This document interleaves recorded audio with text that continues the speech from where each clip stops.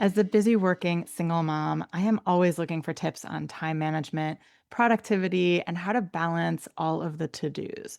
So I was really excited to have this conversation with Michelle Byrd.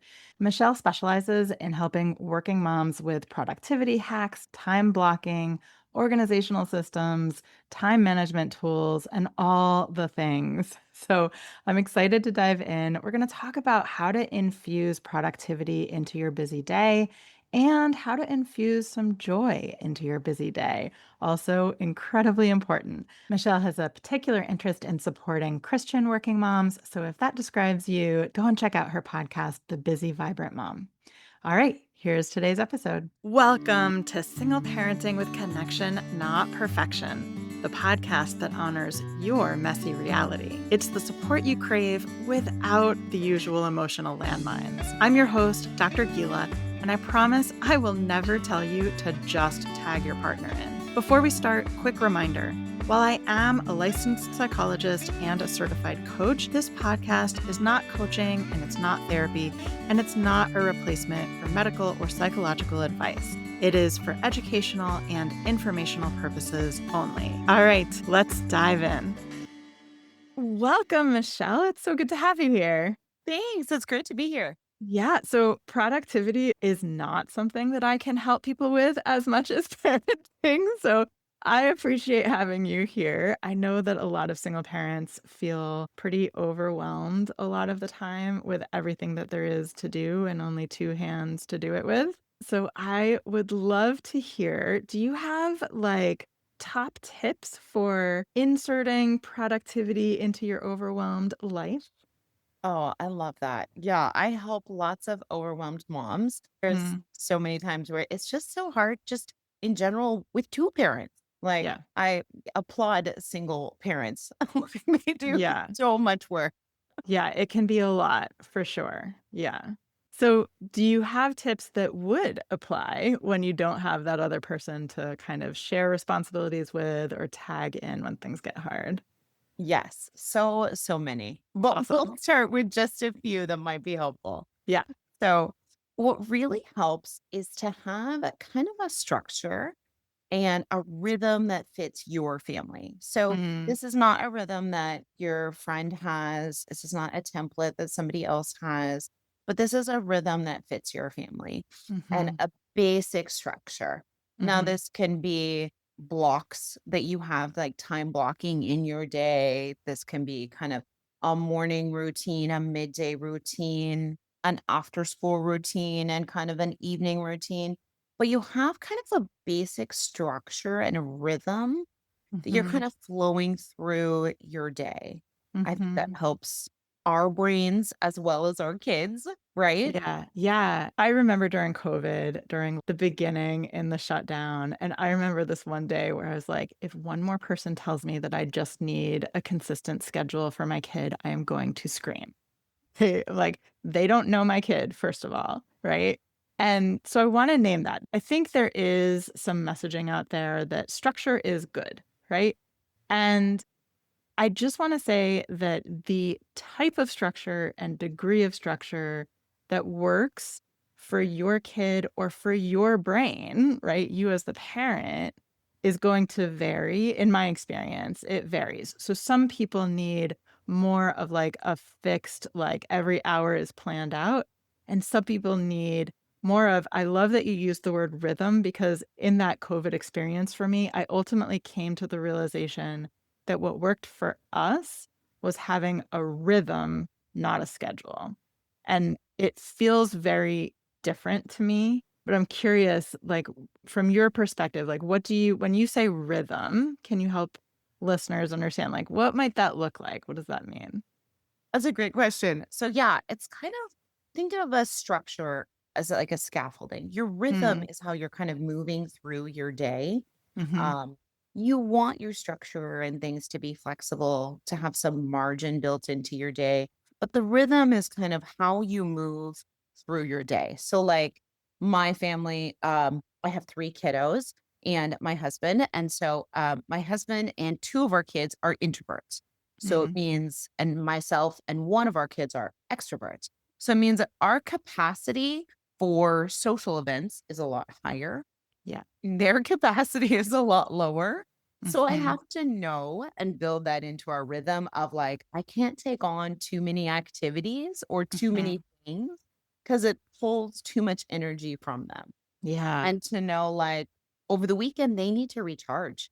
We Yeah. can't build in a lot of things. So Yeah. our rhythm as a family, what we need, how we do things, the activities, the things we're involved in is different than like people who build in activities, nonstop. And that Yeah. doesn't have any effect on them. That's how they like, their rhythm is just different. Yeah, that is huge. So I think that energetic needs is something that needs more attention in relationships, whether that be, a partnership, a romantic relationship, a parent-child relationship. Each person has different energetic needs. And I love what you're saying about like really sort of tuning in and getting to know what each person's needs are in a non-judgmental way is what I'm hearing, right? Right. Like you're just acknowledging and accepting that different people have different energetic needs, and let's build into our life how to meet those needs. So one kid might need to run around outside for at least an hour a day, and another kid might need to stay home for at least 3 hours straight before they can go out, right? Yeah. Right. And that's not to say that that's bad. As we said, it's not judging them. It's just different. And so Yeah. you adjust your rhythm of your family and what works for you a little bit in that sense. And I think Yeah. that as you kind of run through your day, your routines, you know your family members, you know your kids, that you kind of know what works for them. You know what Mhm. times they don't have much energy and they just need, something that's going to bring their energy level up, kind of their rhythm throughout the day. Mhm. Yeah. And I can imagine that some parents are out there thinking, okay, but my kid doesn't have a lot of capacity or energy to run errands, right? Like, how do I get everything done that needs to get done? Do you have any tips for squeezing in productivity into these tough days? Yeah, I love that. So I hate running errands. I hate going to the grocery store for one thing. That's Mm, like my pet peeve. I like have to buy at least 10 different items because I don't want to go there again. When my kids were little and still now, when we run an errand, we make it fun. mm, We do what we can to make it fun.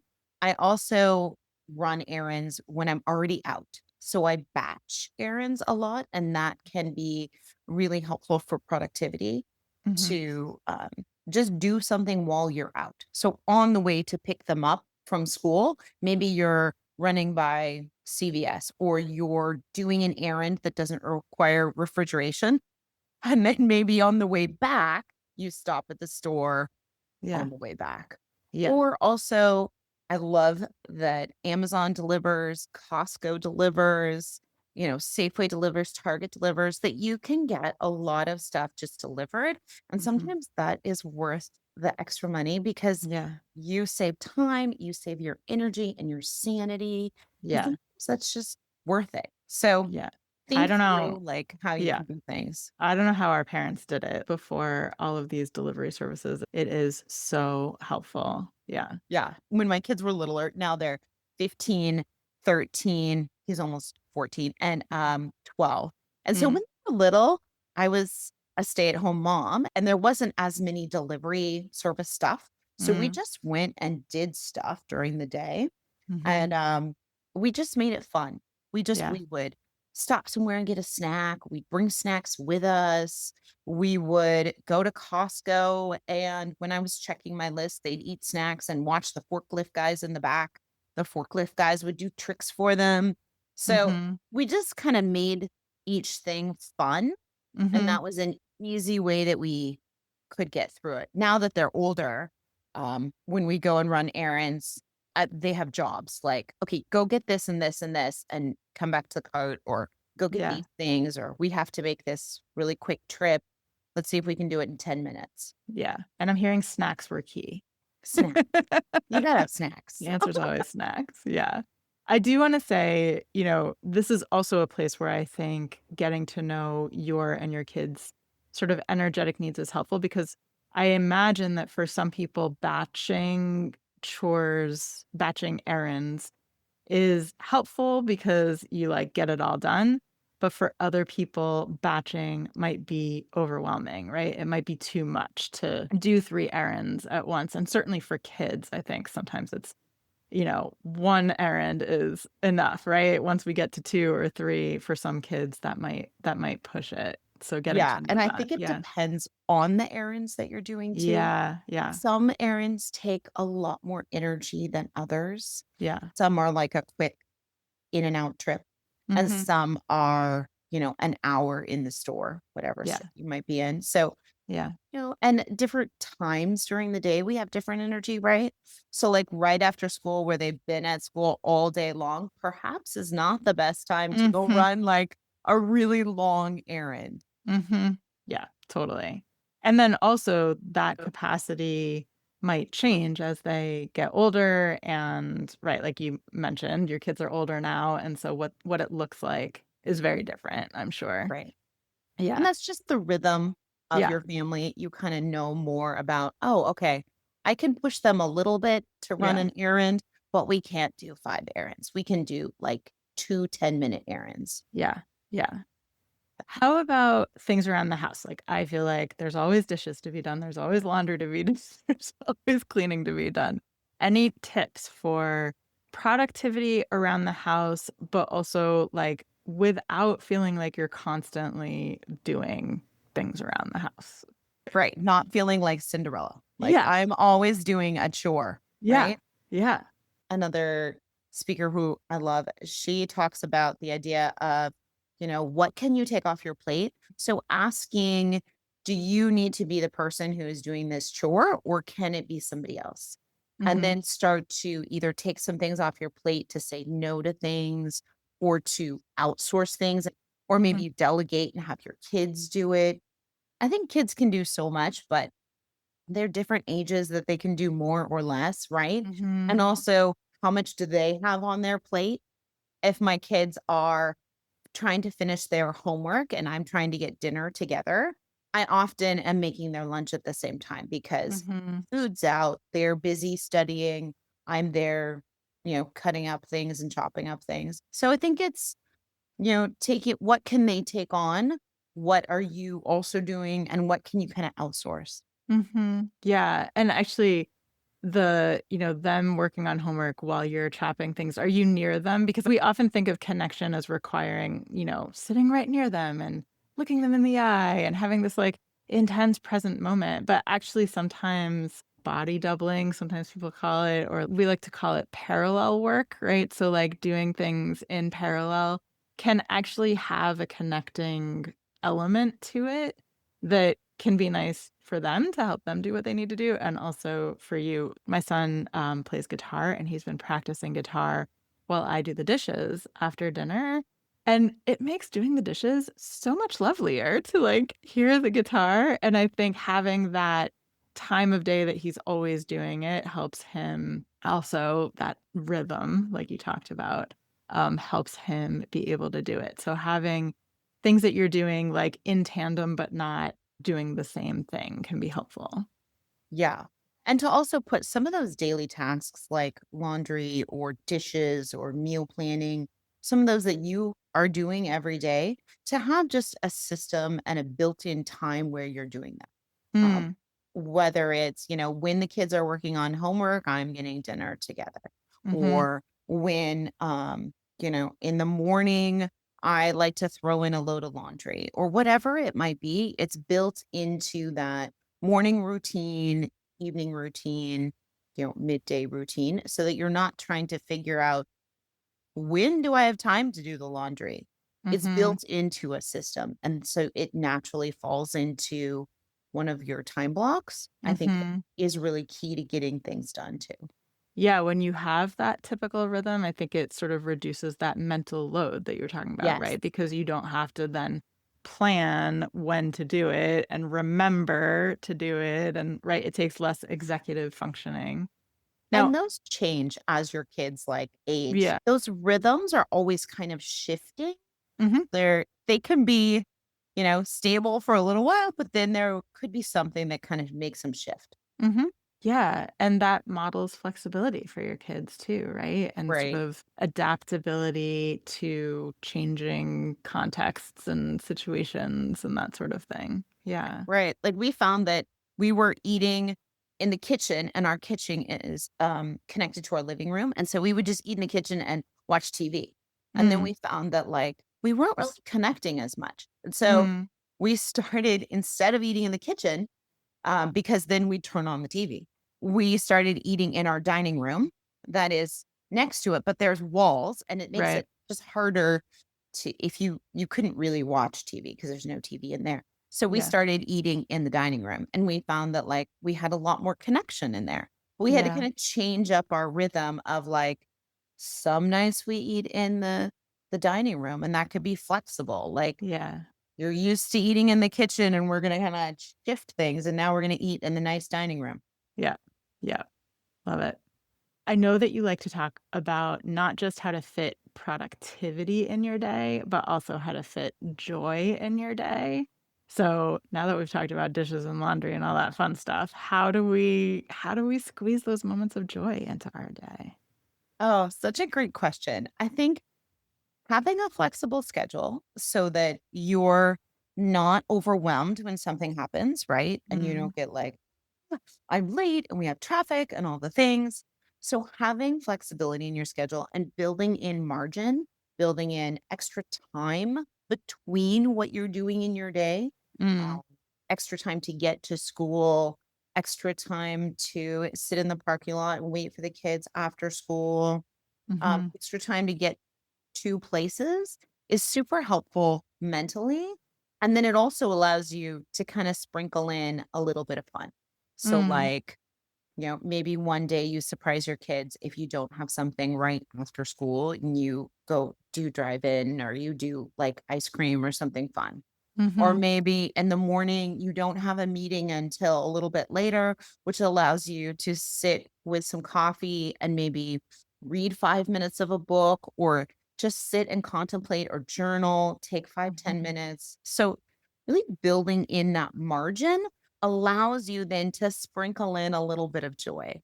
yeah, and in order to build that margin in, I think you need to give yourself permission to not overschedule, right? Yes, definitely. And because a lot of people are like, "Well, I don't have margins, like, I don't Right. have room in my schedule for that." So, yeah, how do we make that room for flexibility? Kind of taking a look at your day. And where do you have things? What are you doing? What are the things Mhm, you need to do? Like, I need to be, our kids need to be at school by 8. I need to be at work by 8:30. I'm done by 5:30. What are the blocks that are in your day? And mhm, then start to sprinkle in, okay, well, I have a block for lunch. Maybe I'll go for a walk. But also to take a look at your day and your plate as a whole and like, what kind of things can I say no to kind of free up my schedule so that I don't mhm, feel like I have to race from one thing to the next to the next. So I mhm. think that's kind of where then we don't have any room for margin. We don't have Yeah, any room to say, I just need 5 minutes because we have yeah. to jump to this next thing in 5 minutes. Yeah. I think this is huge, and I talk about this a lot with, in my messaging and with my clients is there's so much external, but also internalized expectations about all the things that we quote unquote need to do or should do. And a lot of it is not really strictly necessary. And when we take a critical eye to it and really have a look and think about what is aligned with my values, what really is serving my needs and my kids' needs, my family's needs, and giving yourself the permission to say no and to reduce the commitments so that you and your system and your rhythm aren't overtaxed, right? And also your kids. Like, I think our kids feel it a lot. And again, this is going to vary. Some kids do better when they're super busy and constantly going here, there, and everywhere. But I think a lot of kids need downtime, and we don't value that in our society, right? We sort of devalue that, but it's so important for recuperation and recovery and rest. And so, really building that in, which sometimes requires saying no to things, right? And really prioritizing based on your values. Yeah, I think that's huge. And it's so true. Our society does not value rest or reflection Mhm. or taking a minute to sit back. It's Yeah. always productivity. It's always do, do, do, go to the next thing. And I think moms, especially, are held to like a high standard. And often we think like, oh, I need to be the room mom, or I need to, shuttle my kids everywhere, or I need to bake the cookies Yeah. from scratch. And Yeah. really, the ways that you can take those things off your plate. Do you really need to bake the cookies? Could you just sign up to bring, napkins and plates and be Yeah. done? Like, Yeah. nobody cares. It's fine. Yeah. And I think there's a lot of guilt. A lot of parents I work with have kids who might have speech therapy or occupational therapy or physical therapy, or they're not able to go to school full time right now, or, different special needs. And there can be a lot of like guilt and resentment around all the things that are filling your schedule, or that you don't have room for. And so, working on that internal piece of releasing yourself from that guilt. And there's an element of acceptance of like, this is what this season looks like for us. And it doesn't mean that it will always look like this, Right. right? But sort of again, that permission piece of like, this is what it looks like, and this is what works for us right now. And that's okay. That's enough. Right. Right. I think there's so many seasons Yeah. that we have to think of things as in a season instead of Mhm. this is how it's going to be forever. My kid is Yeah. always going to have to go to learning at school or learn how to read or be, in this Mhm. other thing. And why don't other kids have to do this? And now I have to shuttle them here Yeah. to take a different step of this is for a season. This is Yeah. where they need to be. This is what will be helpful. How can we Mhm. make that fun? Can Yeah. we have a fun treat afterwards? Can we bring a special book that we're sitting in the waiting room reading? How can we make that not as hard? Mhm. Yeah. Yeah. So sort of weaving in the fun into the reality. Right. Yeah. Right. Yeah. Yeah.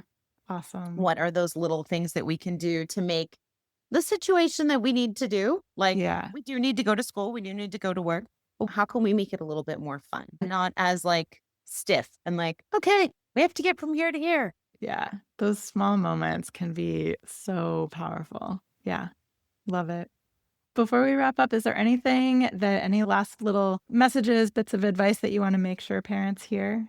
I think just the main thing is we are often inundated with a lot of stuff, and I think Mhm. mentally, we can be overwhelmed without realizing it.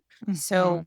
we're taking in a lot of information. We're taking in podcasts and TV and social media and stuff on our phone. So, I know that my brain gets jumbled when I go Yeah. from thing to thing, and I don't have quiet in my day, Mm.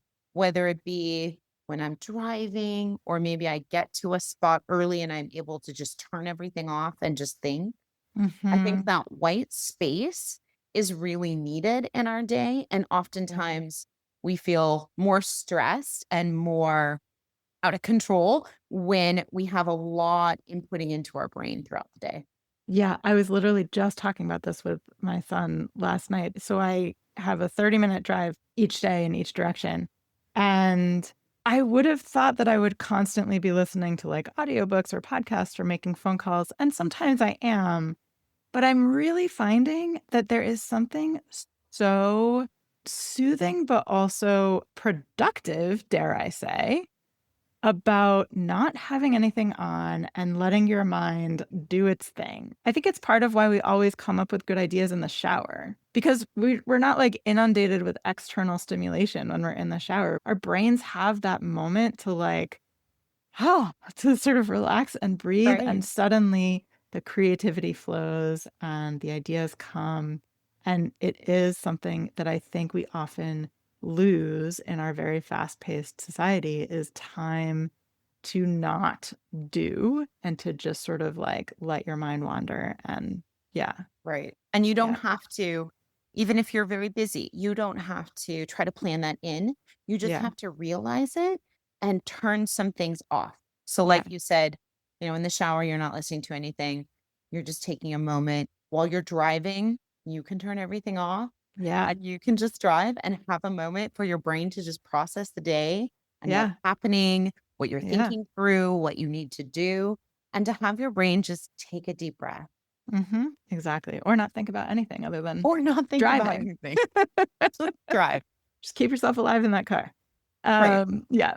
All right. Well, it was so great to have you here. Before we go, I ask all of my guests two questions. So, as you know, I'm passionate about parenting with connection, not perfection. So, I'd love to hear what is something that you do in your life to foster connection, either with yourself or with your kids or with someone else in your life? I love that question. So we started a long time ago, journals with our kids, Hmm. and some kids are better with journals and some are not, which is Yeah. totally fine. Yeah. They're both different. Our daughter loves doing it. She journals and draws, and that's her thing. Our sons maybe will write in it, but it's there. Hmm. But I've heard a long time ago that sometimes it's hard for kids or for people to talk face to face. And so Mm. you may get a deeper understanding and a deeper connection if you're able to just write it. And Mm. so we had these special journals that we got there. I mean, you can get them off Amazon or just a regular journal at Target. Yeah. And then we will put it somewhere special. We used to, when they were younger, we'd hide it under their a pillowcase or something so that that's like our special spot. So nobody else knew it was there. Yeah. But we'd exchange a journal back and forth so they could have a little room to write something if it was hard to say. I love that. And so do they like they'll write in it and then leave it somewhere for you to Mhm. read? And then do you write back to them in the And then journal? I write back to them, yeah. That's so sweet. But Wow. that one we have found is helpful for just going a little bit deeper and not having pressure of looking. Mhm. Um, Mhm. and then also we do dates with our kids. Mm. So you could fit it some way that maybe one child had another activity. And so every Yeah. time they had that activity, you took the other one somewhere special. So Yeah. it's like a fun date with that kiddo. Yeah. And it can be 5, 10 minutes. It can be, when they were little, it was like, we want to go get a donut and that's it. So Yeah. sometimes there's like a few words of talking. Sometimes there's a lot more talking. Yeah. That's really sweet. Yeah. I love it. And then is there some place in your life that you have embraced imperfection? Oh, I love that too. Definitely in parenting. Yeah. There's so many times when you don't get it right, or Yep. you yell at your kids, or you are having an off day, and you have to just embrace, like, I didn't handle that so well, or that Yeah. didn't go down very well. Yeah. Yeah. Totally. Well, thank you for sharing. If folks do want to connect with you, where can they find you? So you can find me either at my podcast, it's called The Busy Vibrant Mom. There's lots of more tips and tricks for how to manage your day and all kinds of things. And then you can also find me at my website. It's just www.byrdmichelle.com. So it's birdmichelle.com. And everything's in those two spots. So Okay. you can And find I me will there. put the links in the show notes. And I was on Michelle's podcast, so you can pop over there and listen to me there. So, well, it was so nice to have you and to chat about productivity, which is Like always a everything work in else. progress. Thanks for being here. Thank you. That's it for this episode. I am so glad you found your way here. And remember, even if you're on your own, you don't have to do it alone. You've got this.